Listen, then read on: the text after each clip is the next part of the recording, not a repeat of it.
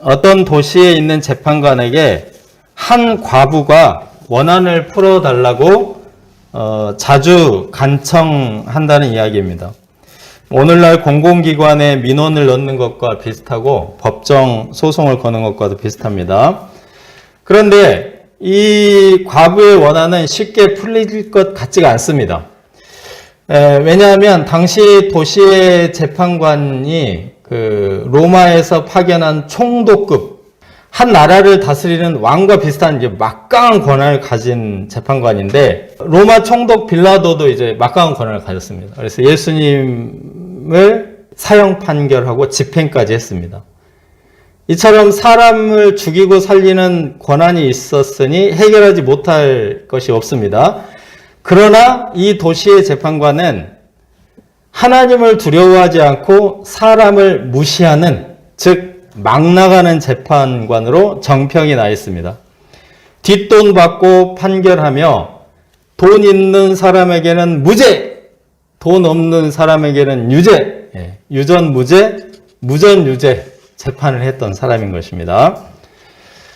그런데 결코 이루어질 것 같지 않았던 과부의 소원이 성취되었습니다. 어떻게 성취되었습니까? 너무 자주 찾아왔기 때문에 괴로워서 소원을 들어주었다고 합니다. 이 과부가 나를 번거롭게 하니 내가 그 원한을 풀어주리라. 그렇지 않으면 늘 와서 나를 괴롭게 하리라. 시도 때도 없이 나타나서 재판장님, 내 원수에 대한 나의 원한을 풀어주소서.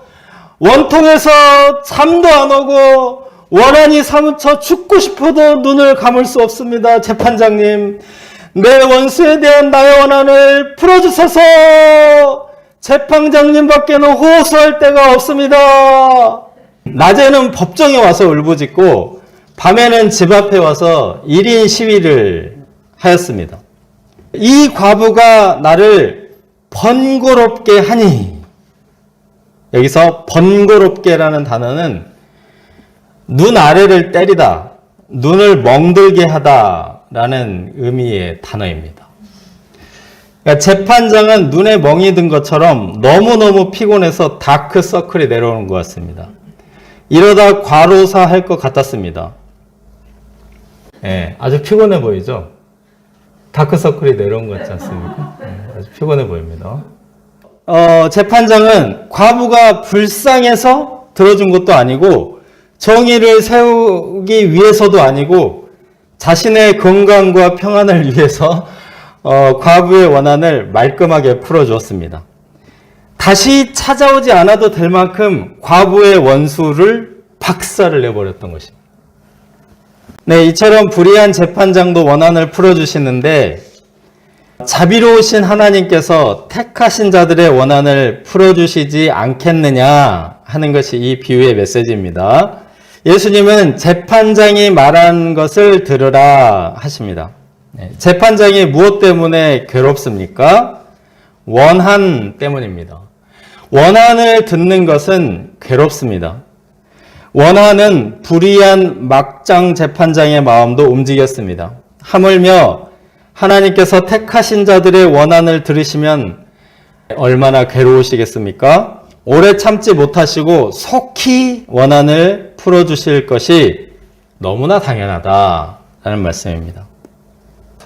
중국 선교사로 사시다가 추방되어서 한국에 돌아오신 그 선교사님이 한양대에서 양들을 섬기게 되었습니다.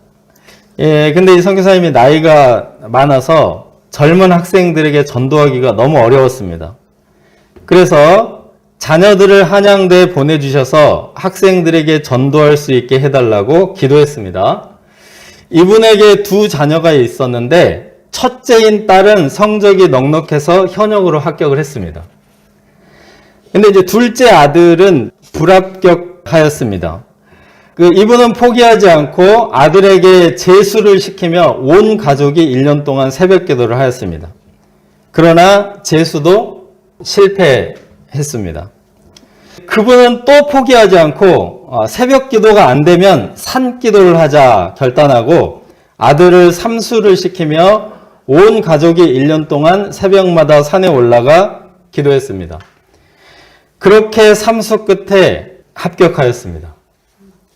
이 아들의 이름이 김모세 주니어인데 코로나 전에 제주도 학생 수행회 때 이 사건을 소감으로 간증을 했습니다. 김모세 주니어는 중국에 있는 동안 중국 고대 화폐 수집을 취미로 했다고 합니다. 그런데 삼수 입학 면접 시험 문제가 중국 화폐 역사에 대한 것이어서 누구보다 시원하게 풀었다고 합니다. 2년 만에 삼수 끝에 응답된 것이 속히 풀어주신 것인가 하는 생각을 해봅니다. 하나님의 응답이 지연되는 이유는 믿음을 위한 것입니다. 문제가 너무 쉽게 해결되면 이것이 하나님의 응답인가? 우연이 된 것인가? 분간이 어려워서 하나님이 하신 일이라고 믿을 수밖에 없기까지 기다리시는 것입니다.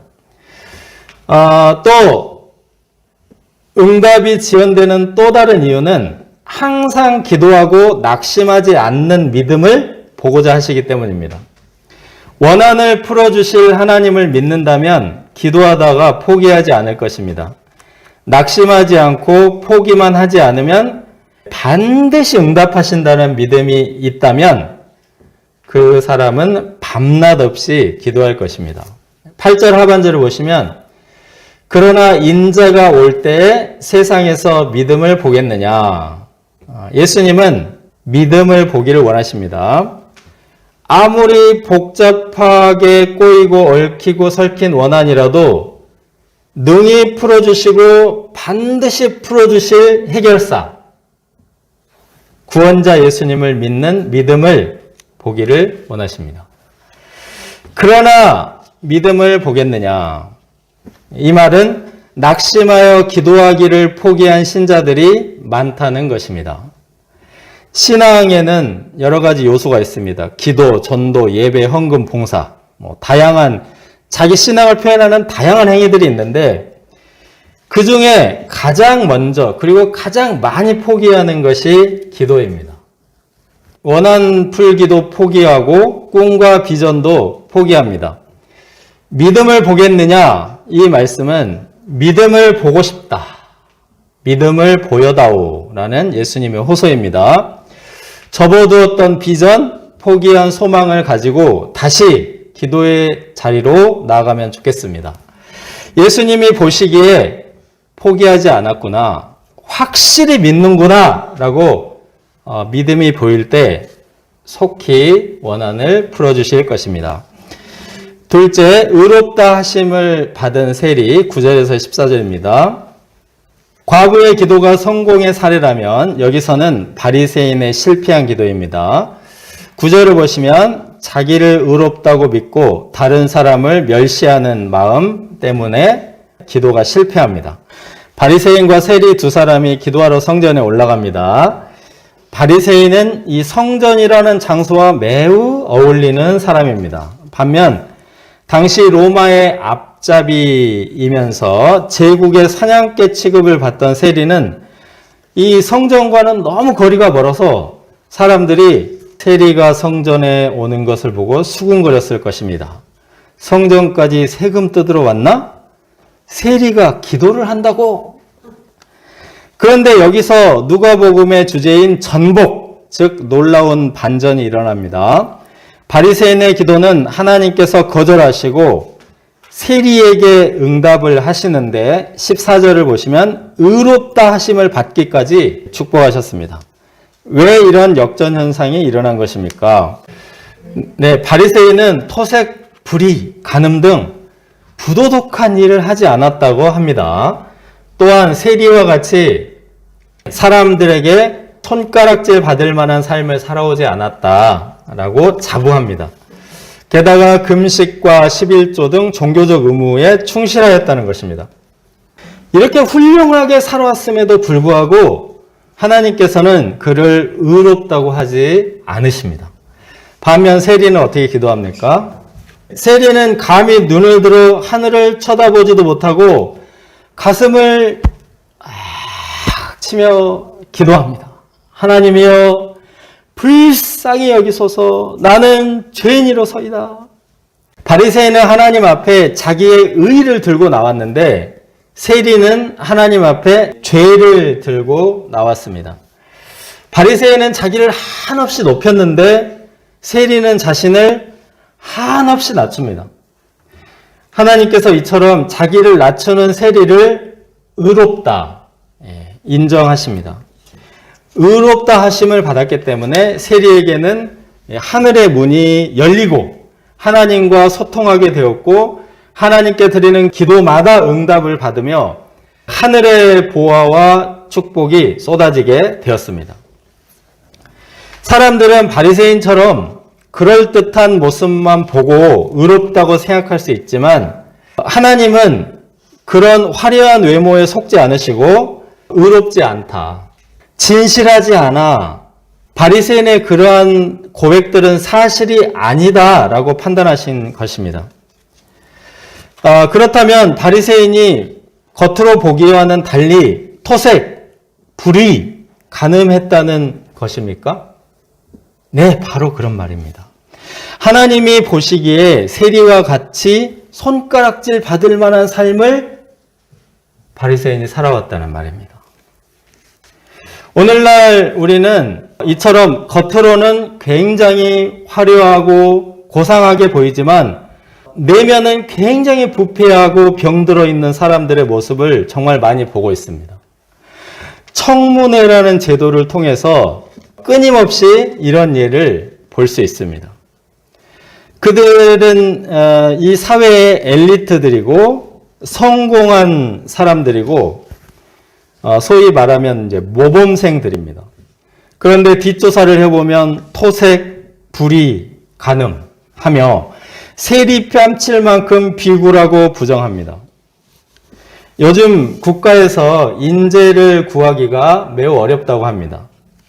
청문회에서 속속들이 죄와 허물이 드러나 탈탈 털리는 것이 두렵기 때문이라고 장관을 시켜준다고 해도 손사래를 치고 거절한다고 합니다. 그런데 더 큰 문제가 있습니다. 사람들이 그런 바리새인 같은 사람들을 부러워하고 성공의 모델을 삼고 그렇게 되고 싶어서 안달복달하는 것입니다. 하나님이 보시기에 바리새인은 세리와 조금도 다름없는 죄인입니다. 그러므로 바리새인의 거짓과 외식의 옷을 벗고 세리의 모습으로 하나님께 나오기를 원하십니다. 이것이 옳습니다. 오늘날 우리가 세상을 둘러보면 미디어나 인터넷이나 할 것 없이 토색, 불의, 간음으로 가득 차 있습니다. 요즘 사람들이 돈을 얼마나 좋아하는지 너도 나도 용언까지 끌어모아서 돈을 부르짖고 있습니다. 자, 우리가 이런 세상 속에 살아가면서 물들지 않고 병들지 않을 수 없음을 인정해야 합니다. 있는 모습 그대로 나아가 의롭다 하심을 받을 수 있기를 기도합니다. 셋째, 어린아이와 같이 15절에서 17절입니다. 네, 사람들이 예수님께서 만져주심을 바라고 어린 아기, 즉 유아들을 데려왔습니다. 제자들이 그들을 꾸짖었습니다. 애들은 데려오지 마세요. 예수님이 그렇게 한가한지 아세요? 당시의 사람들은 어린아이들을 가치없게 여겼습니다. 고대에는 나라나 민족이 생존하기 위해서 노동과 전쟁을 해야 하기 때문에 아주 힘을 쓰는 장정들이 사람 취급을 받았습니다. 예수님은 이런 세상과 똑같이 생각하는 제자들을 오히려 꾸짖으십니다. 어린아이들이 내게 오는 것을 용납하고 금하지 말라. 하나님의 나라가 이런 자의 것이니라. 예수님은 어린아이들을 환영하시고 그들의 머리에 안수하시고 기도해 주셨습니다. 요즘은 어린아이들이 대부분 건강하게 잘 자라지만 고대에는 유아 생존율이 매우 낮았습니다. 제가 어렸을 때만 해도 아이들이 좀 꽤 이렇게 많이 끝까지 자라지 못했습니다.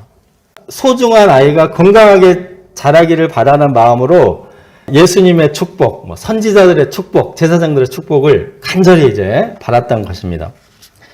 아이들이 예수님께서 안수해 주시고 기도해 주시면 건강할 뿐만 아니라 영적으로 얼마나 복되게 자라겠습니까? 예수님은 아이들이 예수님께 나와서 영적인 축복을 받고 신앙적으로도 일찍 예수님을 영접하는 것을 매우 중요하다고 말씀하십니다. 요즘 사람들은 아이들을 누구에게로 데려갑니까? 학원 일타 강사에게로 데려가서 시험 문제를 잘 푸는 아이가 되도록 만져주기를 바랍니다. 일타 강사가. 영혼과 인격이 아름답고 건강하게 자라는 것을 별로 가치 없게 여깁니다. 심각한 문제입니다. 하나님의 나라가 이런 자의 것이니라. 어린아이들의 신앙교육은 그들의 권리입니다. 하나님의 나라를 순수하고 진실하게 받드는 점에서 어린아이들이 어른들의 좋은 본이 됩니다. 어린아이들은 하나님을 진실로 두려워하면서 또 하나님을 사랑합니다. 경외심과 사랑의 이 균형을 잘 이루고 있습니다. 또 어른이 될수록 우리가 하나님을 덜 두려워하는 경향이 있는데 아이들의 경외심을 배울 수 있습니다. 어린아이들은 하나님의 말씀을 있는 그대로 받아들입니다. 어른들은 하나님의 말씀을 걸러서 듣고 나름대로 해석하고 왜곡하는 경향이 있습니다. 그러므로 어른들은 어린아이들이 하나님 나라를 받드는 것을 보고 우리의 불순한 신앙을 성찰하고 회개하여 건강하게 할 수 있습니다. 이 어린아이들은 교회의 보배요 하나님 나라의 선물입니다. 보통 어른들이 아이를 훈계하고 가르친다고 생각합니다. 그런데 하나님 나라를 받드는 태도만큼은 어린아이가 어른들의 스승입니다. 이와 같이 아이들의 존재 이유를 알고 이들을 귀하게 여겨야 하겠습니다. 이 시대에 예수님께 나온 어린아이들이 한국 교회와 세계 선교 역사의 일꾼들로 자라날 수 있기를 기도합니다.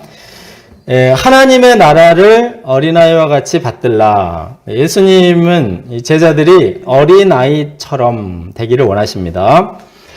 우리가 세상을 산 만큼 세상 지식은 정말 많이 배웠습니다. 그러나 아직 예수님을 더 많이 배워야 하고 아직 우리가 모르는 하나님 나라의 비밀이 많습니다. 영적으로는 우리가 초등학생이라는 마음으로 예수님께 나아갈 수 있기를 기도합니다.